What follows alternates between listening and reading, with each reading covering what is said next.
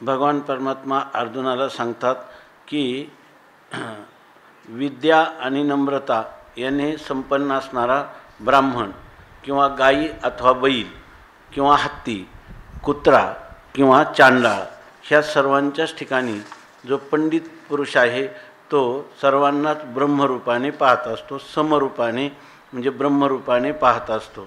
मग असं जर पाहिलं, सर्वांना सारखंच पाहिलं तर वर्णाश्रम धर्मामध्ये या ठिकाणी उंच नीच भाव सांगितलेला आहे.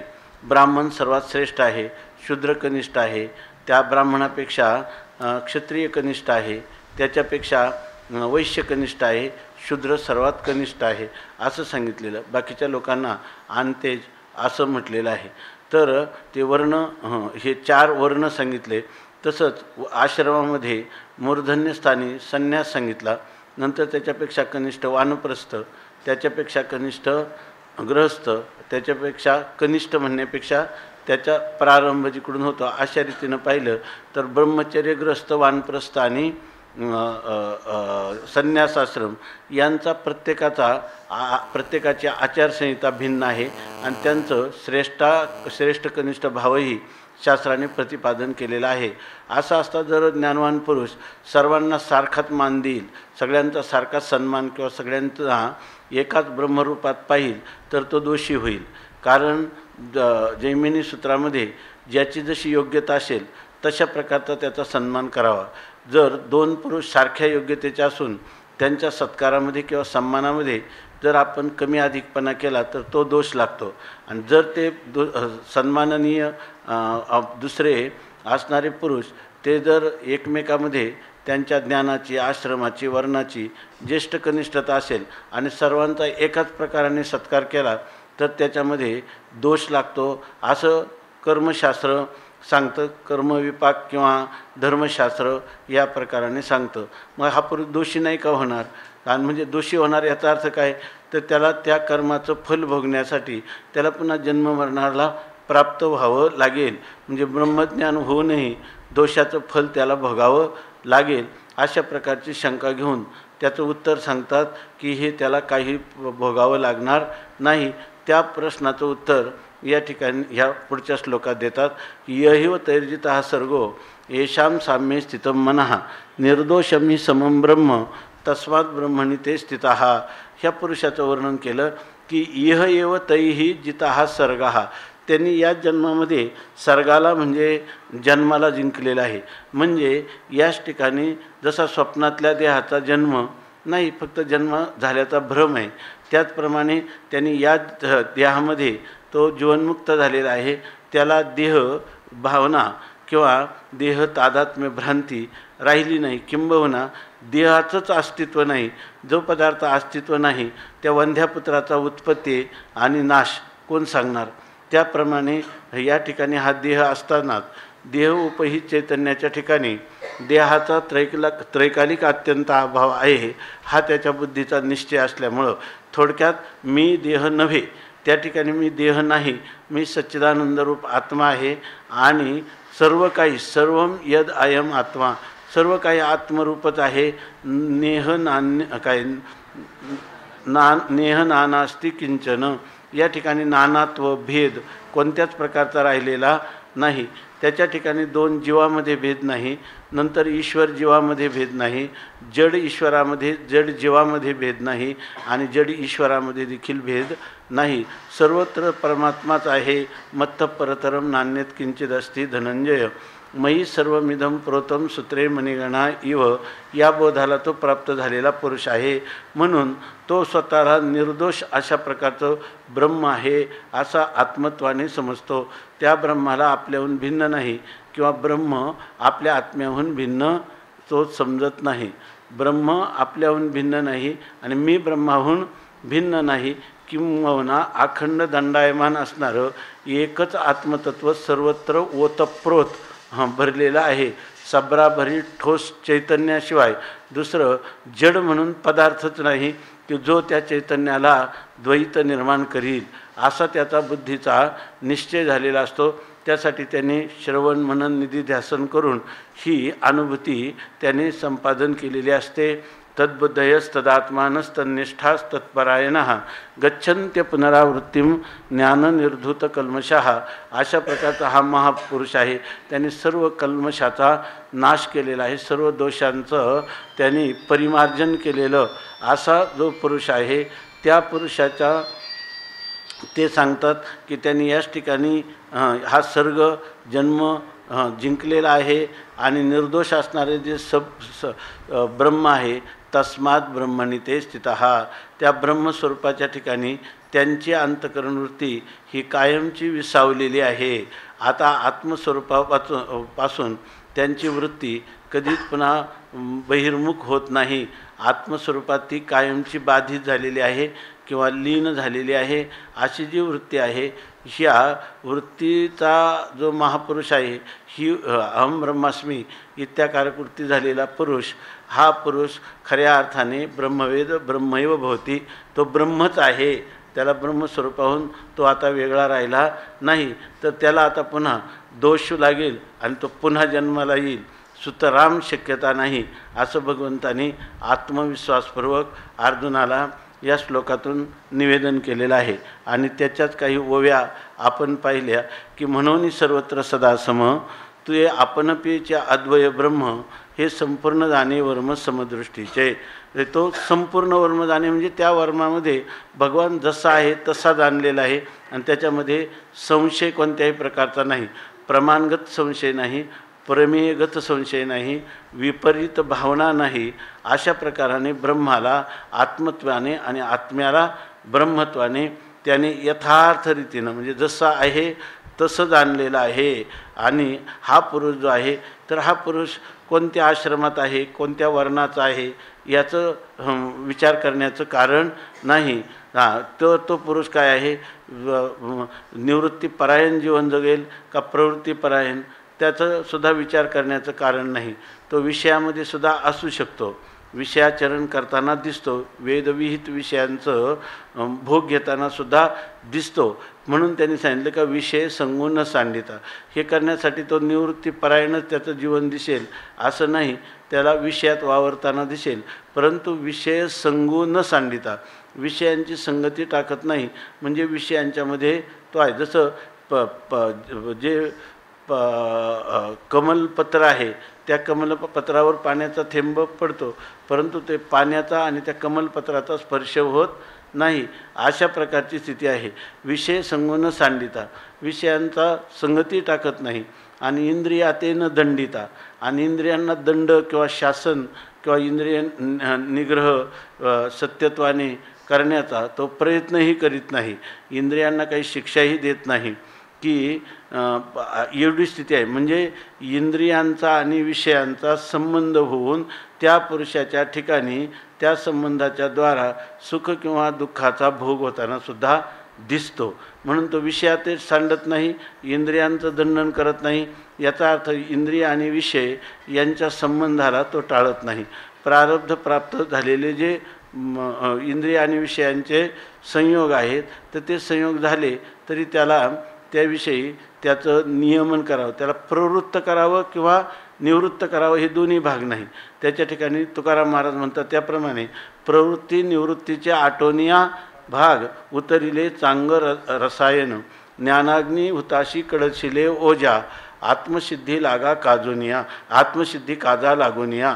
अशा प्रकारचं त्या पुरुषाला आत्मसिद्धी आत्मप्राप्त झालेले आहे. तो त्याच्या आत्मस्वरूपाच्या ठिकाणी प्रवृत्ती आणि निवृत्ती ही ओझी नेघे मती, अखंड चित्तवृत्ती ना माझ्या ठाई. तो प्रवृत्ती आणि निवृत्ती हे त्याला ओझ्याप्रमाणे वाटतात. दोन्ही सापेक्ष असणारे प्रवृत्ती आणि निवृत्तीच्या आतीत असणारं जे स्वरूप आहे, त्या स्वरूपाचाच त्याने आत्मत्वाने निश्चय केलेला आहे. त्यामुळं या पुरुषाला इंद्रिय आणि विषय यांच्या संबंधाला तो टाळतो. म्हणजे विषयांपासून केवळ इंद्रियाचा निग्रह करणारं किंवा एका इंद्रियाचा निग्रह करणारं असं यतमान किंवा व्यतिरेक किंवा एकेंद्रिय किंवा वशिकार संज्ञक वैराग्य, ह्या चारही वैराग्यांचा तो आश्रय करत नाही. त्याचं वैराग्य जे आहे ते परवैराग्य आहे. परवैराग्य म्हणजे की त्यांनी लिहिले पिपरती ते पराहा, जे सर्वांचं धारण करतं त्याला म्हणतात पर. असं धारण करणारा कोण आहे? परमात्मा. तर परमात्मा म्हणजे तो सर्वांच्या पर आहे, सर्वांचं धारण, सर्वांचं अधिष्ठान, सर्व कारणांचं कारण असा असणारा जो परमात्मा, त्या परमात्मा स्वरूपाच्या ठिकाणी त्याची चित्तवृत्ती शांत झालेली आहे, लीन झालेली आहे. म्हणून हा जो पुरुष आहे तर ह्या पुरुषाला ह्या अशा प्रकारचं तो वैराग्य धारण करत नाही. तर त्याचं वैराग्य म्हणजे काय आहे? ज्ञानाधिष्ठित असं वैराग्य आहे. त्याच्यामध्ये प्रवृत्ती आणि निवृत्ती हे दोन्हींचाही तो विचार करत नाही. निवृत्ती आणि प्रवृत्तीचा ज्याला स्पर्श झाला नाही किंवा प्रवृत्ती सापेक्ष निवृत्तीहूनही जे दूर आहे ते आहे ना, दुरीहुनी दुरी आत्मा आहे.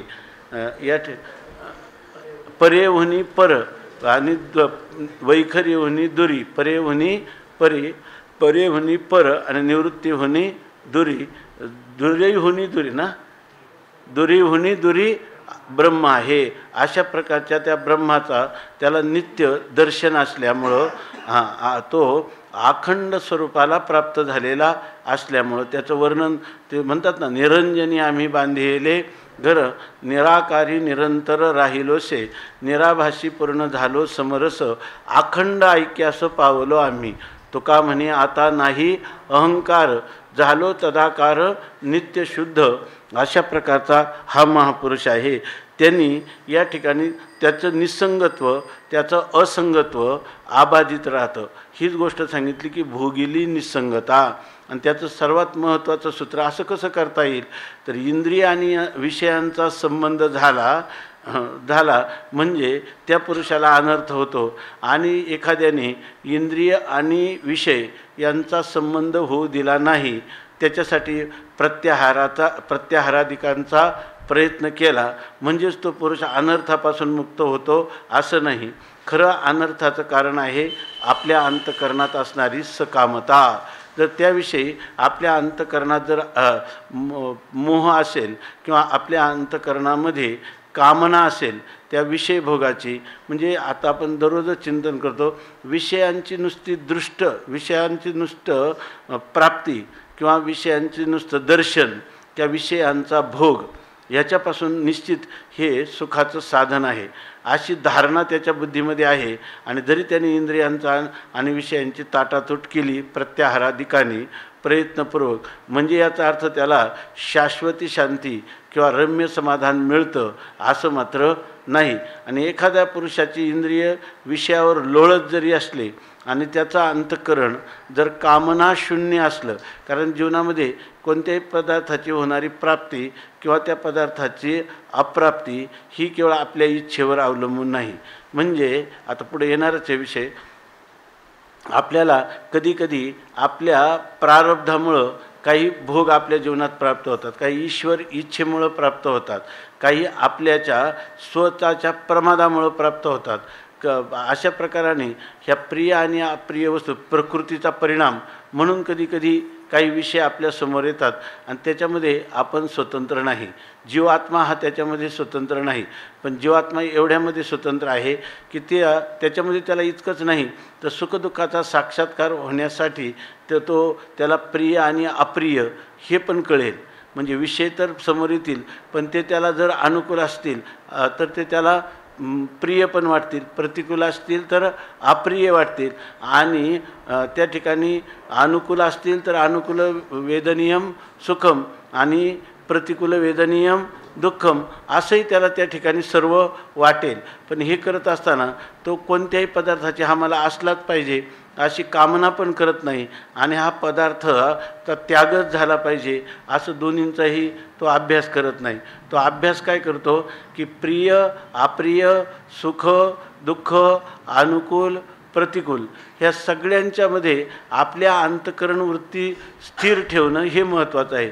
बाहेरचे भोग येतील किंवा जातील परंतु आले तरी त्यांना त्याच्याबद्दल हर्ष नाही आणि गेले तरी त्याच्याबद्दल विषाद नाही, खेद नाही. ही अंतःकरणाची वृत्ती तिची जोपासना करणं, तिला स्थैर्य प्राप्त करून देणं, त्या बुद्धीला स्थिर करणं हे मात्र साधकाच्या किंवा जीवाच्या शास्त्र सुसंस्कृत जीवाच्या हातात आहे. आणि हीच गोष्ट या ठिकाणी महत्त्वाची सांगतात की अंतःकरणातली कामना गेली पाहिजे. स्थितप्रज्ञाचं वर्णन करताना दुसऱ्या अध्यायात काय सांगितलं, प्रजाहती यदा कामान सर्वान पार्थ मनोगतान.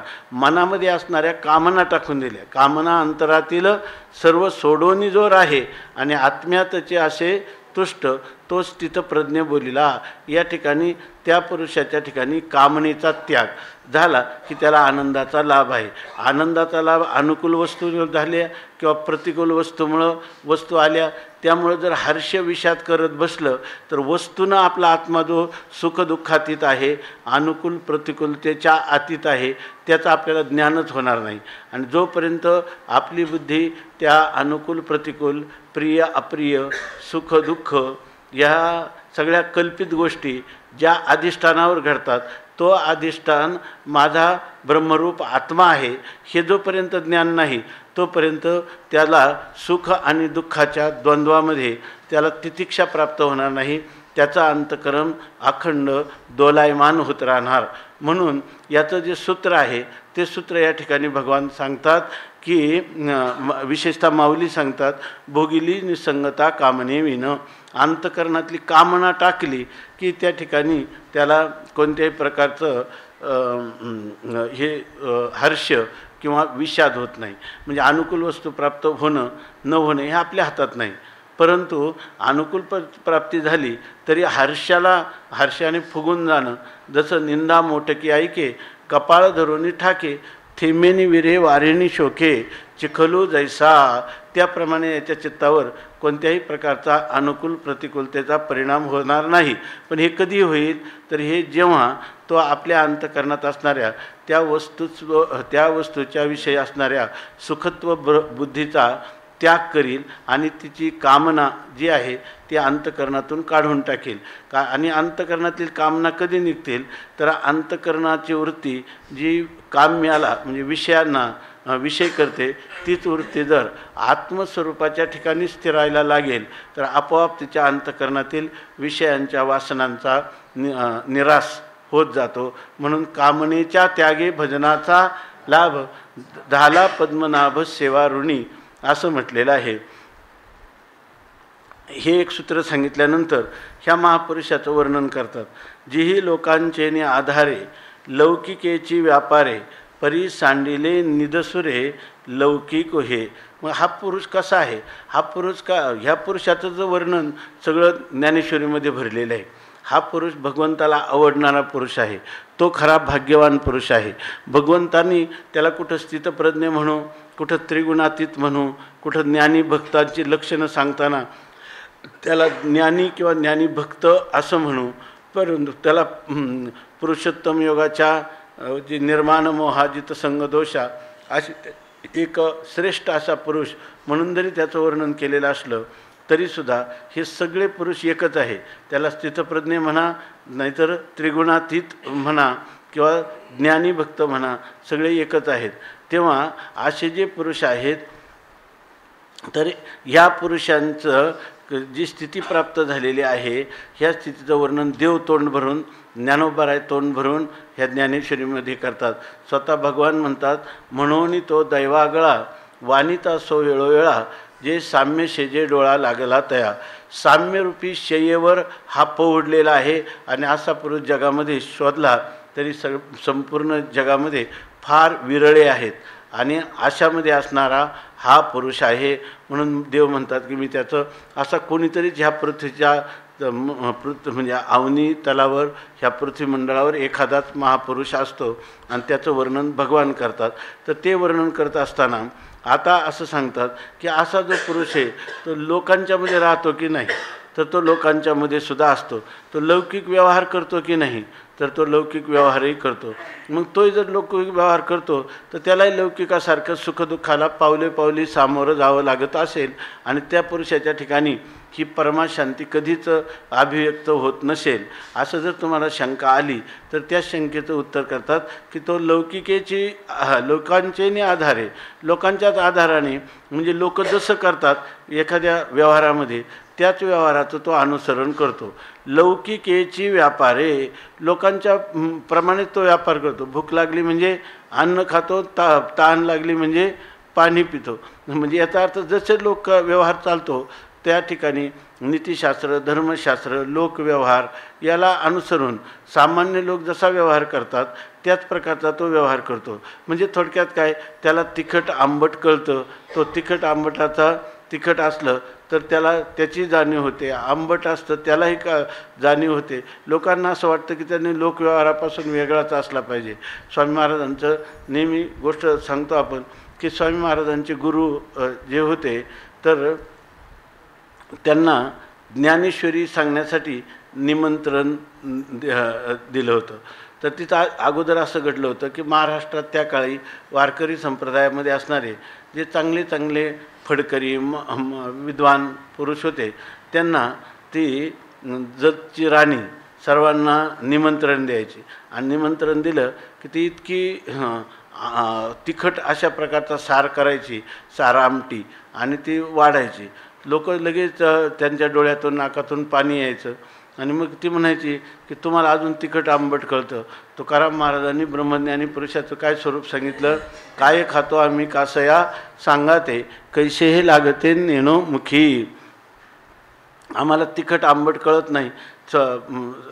आपले गुरुवर्य मारुती बाबा सांगत असतात की जिजाबाईनं स्वयंपाक केला, तिचा भाऊ घरी आला म्हणून, आणि सगळ्यांना जेवण घातलं, परंतु तिचा भाऊ जास्त जेवण केलं नाही. तुकाराम महाराजांनी भरपूर जेवण केलं.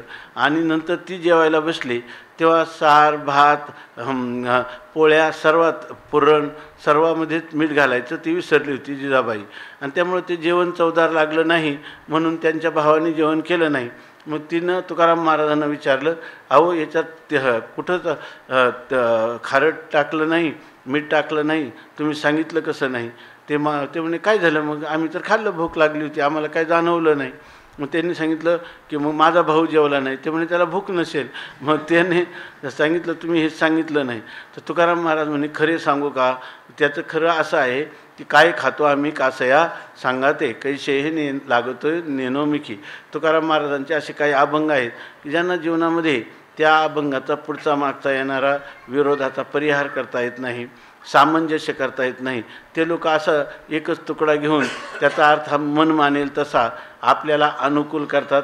तो काही शास्त्र सुसंवादित अर्थ असतो असं काही नाही. त्याप्रमाणे त्याची त्या जजच्या राणीची संकल्पना होती की या ठिकाणी आपल्याला जर एखादा महात्मा त्याला तिखट आंबट कळत नाही तर असा हा तुकाराम महाराजांसारखा थोर आहे असं आपण समजू. म्हणून तिनं त्याच्या ठिकाणी ह्या सर्व लोकांना निमंत्रण दिलं. आणि त्यांना नेहमी ते म्हणायचे तुम्ही तर ज्ञानी ना, आणि तुम्हाला अजून तिखट आंबट कळतं. बरेच साधू झाले. नंतर यांचा नंबर लागला.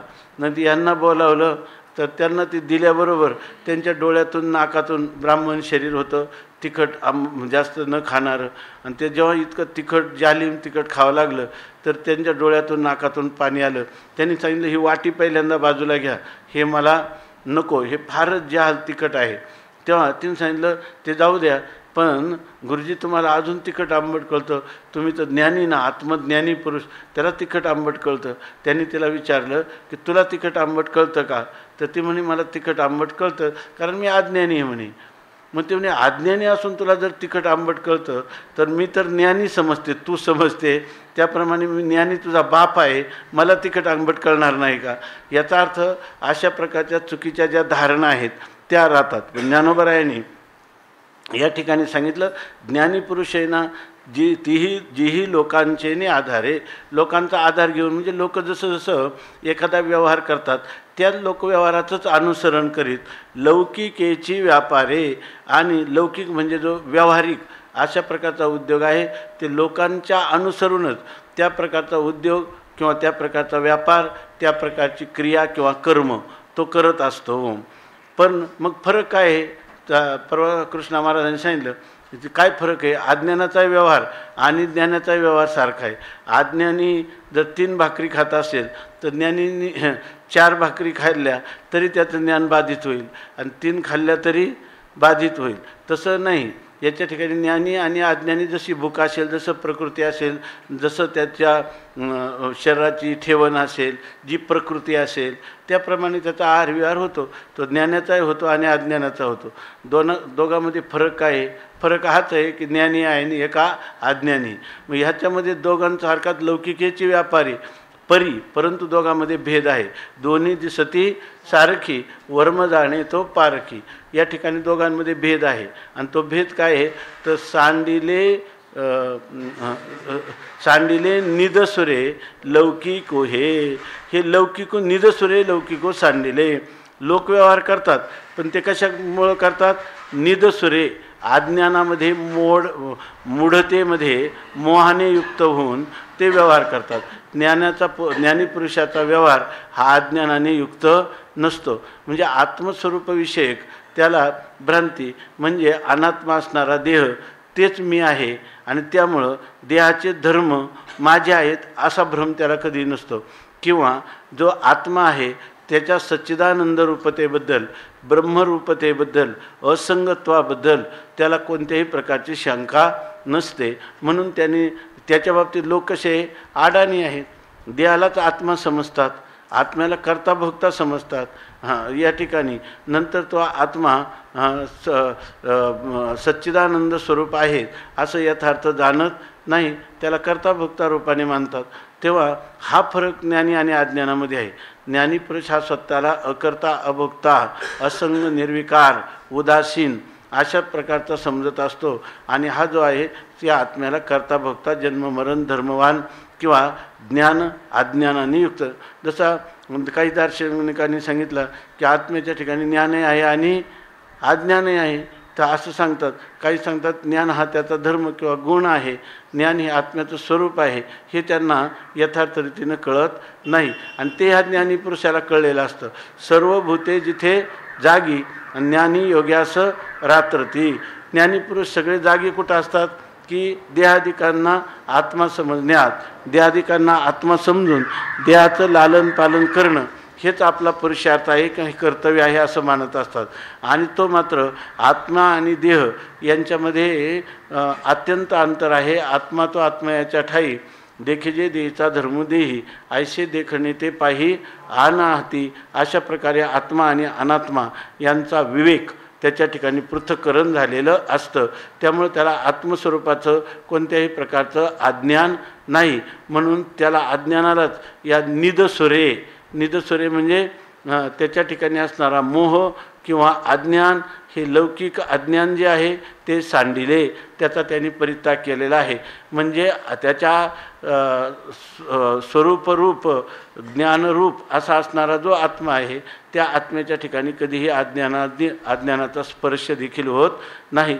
तो अज्ञानाने अस्पर्शित, अचुंबित असा आहे. आणि हा अज्ञानामध्ये शेंडी सकट बुडालेला आहे. हाच ज्ञानी आणि अज्ञानी यांच्यामधला भेद आहे.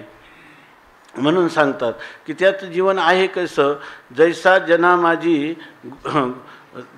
जना माझी खेचरो आसतोची जना नोहे गोचरो तैसा शरीरी परी संसारो नोळखे तयाते. आता सांगतात मग हा जो मनुष्य हा कोणालाही समजेल का? हा कोणालाही, याचा कालच आपण पाहिलं, त्याचा बोध त्याला विषय होत नाही तर इतरांना विषय होईल का? ज्ञानीपुरुषावर कोणता असा शिक्का आहे का जेणेकरून त्या हा ज्ञानी आहे आणि अज्ञानी पुरुषावर कोणतं काय असं आपल्याला त्याचं लक्षण करता येईल की ज्याच्यामुळं हा अज्ञानी आणि हा ज्ञानी आहे?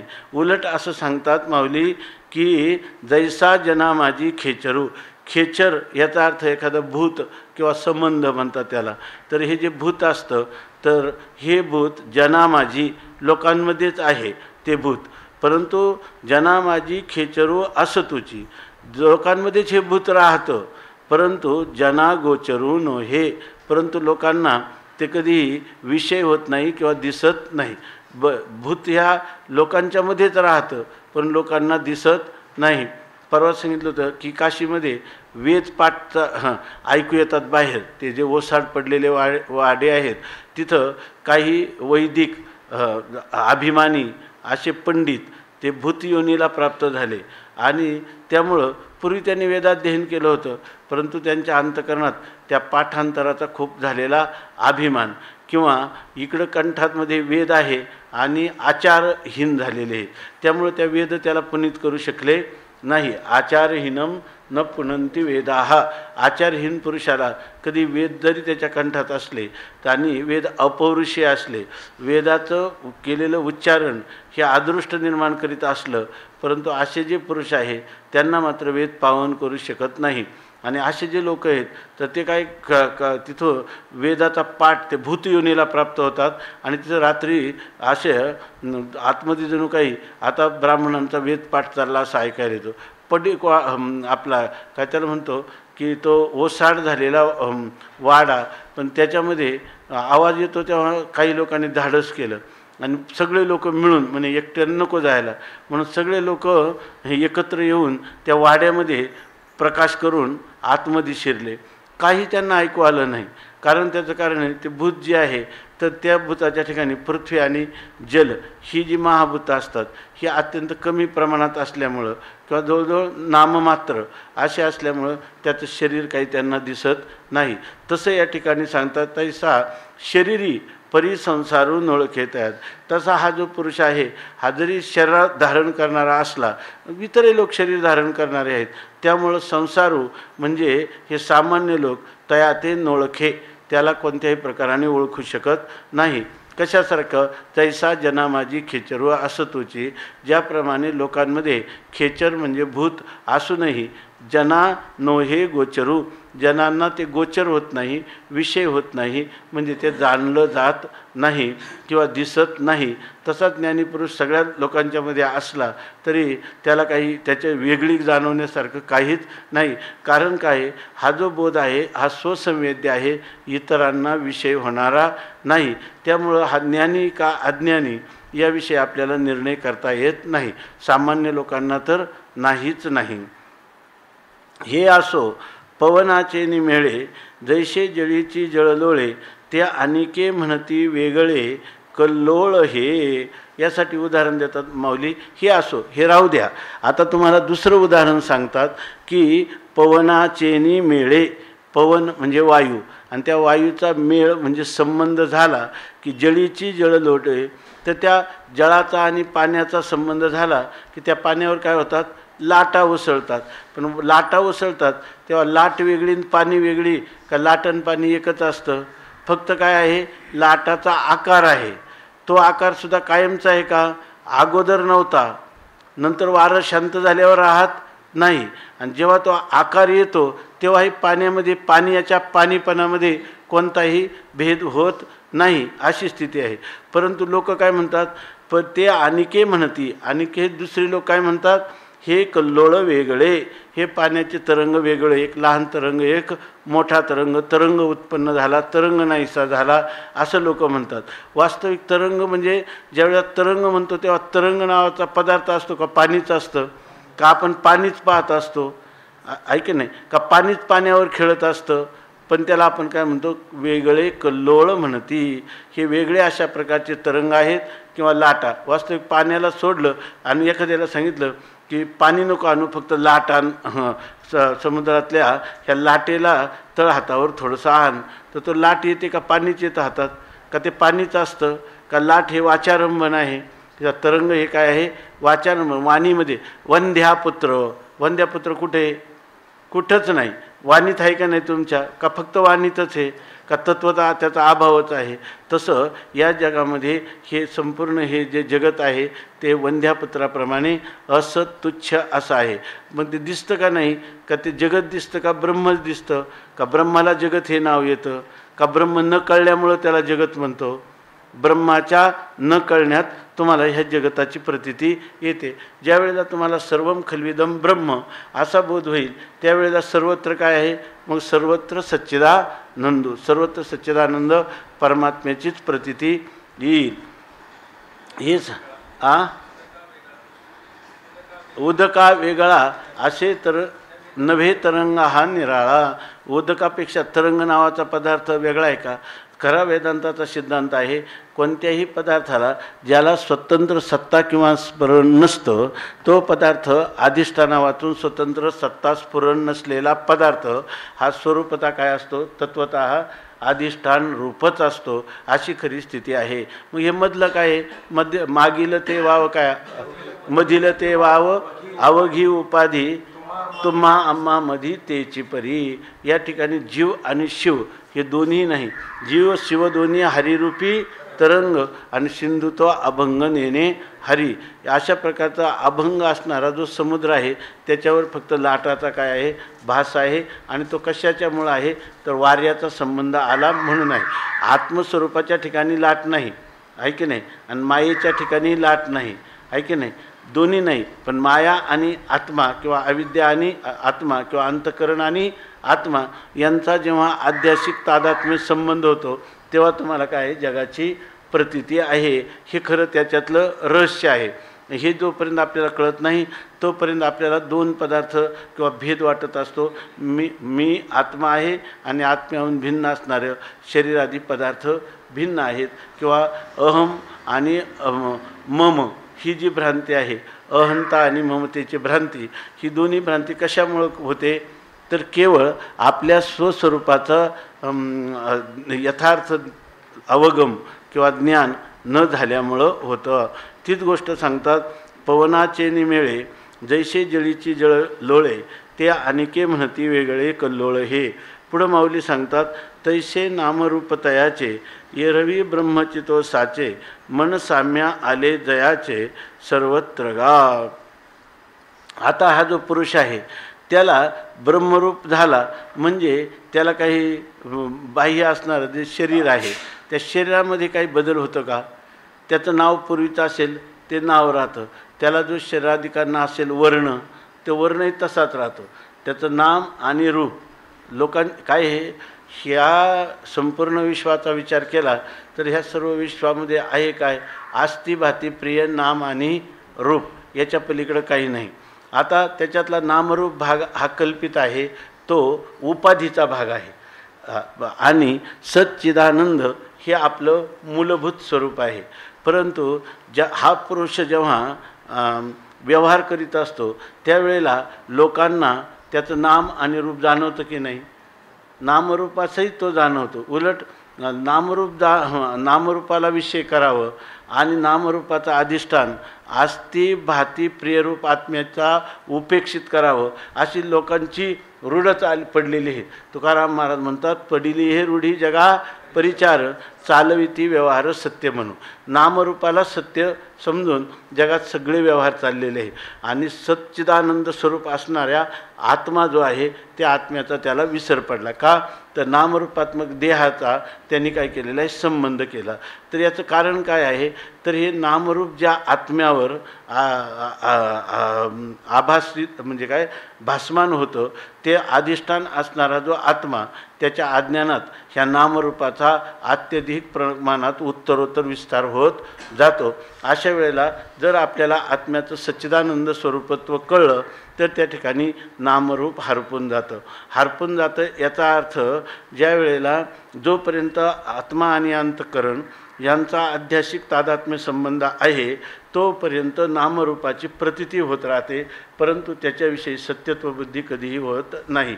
या ठिकाणी अप्रतीतीला ज्ञान असं कधीही म्हटलं जात नाही, दृढ मिथ्यात्व निश्चयाला ज्ञान असं म्हटलं जातं. आणि असे जे ज्ञानी पुरुष आहेत त्या ज्ञानी पुरुषांकडे आपण जेव्हा पाहतो तेव्हा त्यांना अंतःकरण आणि आत्म्याचा काय आहे आध्यात्मिक तादात्म्य संबंध आहे तोपर्यंत त्यांना प्रतीती होते. आणि आपल्यालाही वास्तविक तसंच आहे, पण आपल्याला दोन्ही विषय काय वाटतं, सत्यत्वबुद्धी, तर आपल्यालाही या जगाचा प्रतीती येते.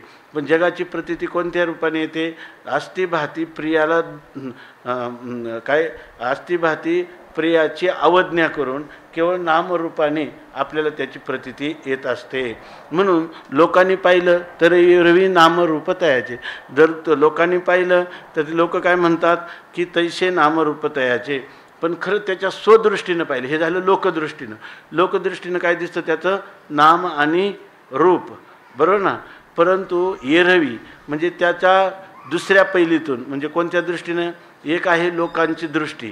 खरं ती लोकांची दृष्टी आहे का लोकांचा दृष्टिकोन आहे? दृष्टिकोन आहे.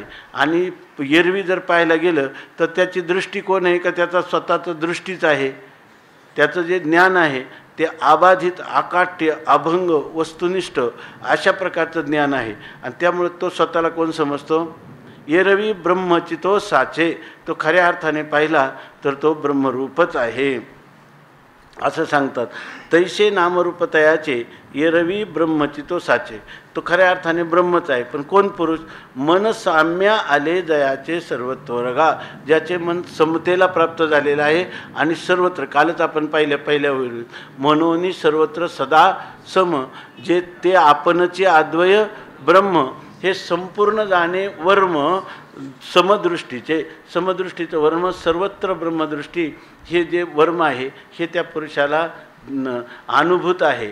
आणि म्हणून तो पुरुष जो आहे तसे नामरूपतयाचे एरवी ब्रह्मचितो साचे मन साम्य आले जयाचे सर्वत्र गा. ज्याचं मन हे साम्यावस्थेला प्राप्त झालं म्हणजे ब्रह्मस्वरूप स्थितीला प्राप्त झालं, तो पुरुष कोण आहे? खऱ्या अर्थाने ब्रह्मज्ञानी आहे का ब्रह्म आहे? ब्रह्मच तो पुरुष आहे. आणि आता सांगतात ऐशेनी समदृष्टी जो होय तया पुरुषा लक्षणही आहे. अर्जुना संक्षेपे सांगेन पाहे अच्युत म्हणे. ऐशेनी समदृष्टी जो होय, अशा समदृष्टीचा जो पुरुष आहे म्हणजे ब्रह्मदृष्टीचा पुरुष आहे, आपणासहित हे सर्व ब्रह्मच आहे असं ज्याला निसंशय ज्ञान झालेलं आहे असा पुरुष तया पुरुषा लक्षणे आहे. मग तुम्ही म्हणता त्याला फक्त स्वसंवेद्यच आहे, दुसऱ्यांना तो कळतच नाही असं तुम्ही म्हणाल. तर मग आम्हाला जर दुसऱ्यांना कळलंच नाही तर असा पुरुष जीवनात अस्तित्वात आहे आणि त्याचं आपण अनुसरण करावं, आपल्यालाही ती लक्षणं प्राप्त करून घ्यावी आणि ती स्थिती प्राप्त करून घ्यावी अशी काही व्यवस्थाच नाही का? अशी जर शंका आली तर त्या सांगतात ऐशेनी समदृष्टी जो हे, अशा समदृष्टीचा ब्रह्मदृष्टीचा जो पुरुष आहे तया पुरुषा लक्षणही आहे. त्या पुरुषाचंही लक्षण आहे की जे तुम्हाला सांगता येईल आम्हाला का ह्या पुरुषाच्या ठिकाणी असं लक्षण आहे. आणि ह्या लक्षणाने युक्त पुरुष जो आहे तर तो ब्रह्मवेत्ता पुरुष आहे. तर ते म्हणतात अर्जुना संक्षेपे सांगेन पाहे अच्युत म्हणे. इथं जे विषय आलेला आहे ह्या विषयामध्ये एक महत्त्वाची खूण, परंतु ती संक्षेपामध्ये थोडक्यामध्ये आम्ही सांगत आहोत आणि ते तू ऐक असं अच्युत म्हणे. अच्युत म्हणजे भगवान परमात्मा ही गोष्ट सांगत आहे, जो आपल्या स्वस्वरूपापासून कधीच च्युत होत नाही असा परमात्मा या ठिकाणी ह्या आत्मज्ञानी ब्रह्मज्ञानी पुरुषाचं लक्षण सांगत आहे. एकच श्लोक सांगतात, बाकीचं पुढं दुसरं स्पष्टीकरण करतात. महत्त्वाचं लक्षण सांगतात की न प्रहृष्येत प्रियं प्राप्य नोद्विजेत प्राप्य चा प्रियं स्थिरबुद्धिर सम्मूढो ब्रह्मविद् ब्रह्मणि स्थितः न प्रहृष्येत प्रियं प्राप्य नोद्विजेत प्राप्य च प्रियं स्थिरबुद्धिर सम्मूढो ब्रह्मविद् ब्रह्मणि स्थितः न प्रहृष्येत प्रियं प्राप्य नोद्विजेत प्राप्य च प्रियं स्थिरबुद्धिर सम्मूढो ब्रह्मविद् ब्रह्मणि स्थितः. पुंडलीकवरदा हरिविठ्ठल श्री ज्ञानदेव तुकाराम ज्ञानेश्वर महाराज की जय.